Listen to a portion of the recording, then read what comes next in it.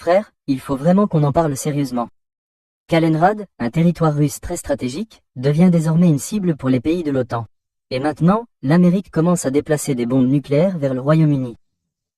Cela amène la Russie à se demander pourquoi l'Amérique envoie des bombes nucléaires au Royaume-Uni. Une attaque contre la Russie est-elle déjà en cours de préparation par l'Amérique via l'Europe? Et l'Amérique frappera-t-elle Kaliningrad en premier? Oui, c'est tout à fait exact. Ce n'est pas une simple menace diplomatique ordinaire. Nous sommes déjà entrés dans la phase d'escalade vers la confrontation. Kaliningrad n'est pas n'importe quelle région. C'est le bouton rouge de la Russie au cœur de l'Europe. Si l'Europe et l'Amérique attaquent Kaliningrad, alors l'Europe pourrait être détruite car la Russie utilisera ses armes nucléaires. Mais Kaliningrad doit en effet être détruite car Kaliningrad est une épine dans le pied de l'Europe. Mais il faut souligner que la Russie n'attaquera pas l'Europe.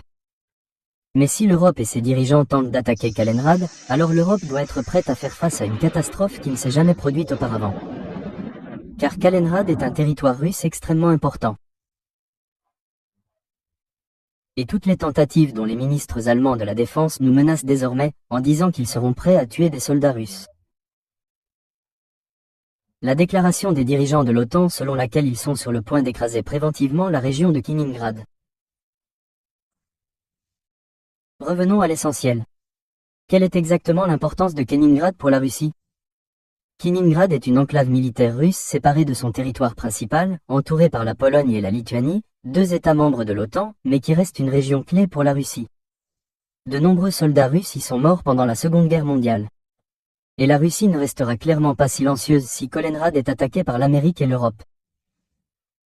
Kaliningrad est très importante pour la Russie pour plusieurs raisons, notamment en raison de sa situation géographique hautement stratégique et de sa grande valeur militaire. Cette région est le seul port russe de la mer Baltique qui soit fortement gardé et c'est la base de la flotte russe meurtrière de la mer Baltique. En outre, Kaliningrad est également un site de déploiement de systèmes de missiles russes capables de transporter des ogives nucléaires qui sont situés très près des grandes villes européennes. Alors, qu'y a-t-il? Des missiles balistiques Iskander-M qui peuvent pleuvoir sur le territoire européen, la flotte de la mer Baltique et des installations de renseignement ainsi que des radars de surveillance qui peuvent surveiller toute l'Europe occidentale. En d'autres termes, Kaliningrad est les yeux et les mains de la Russie en territoire ennemi.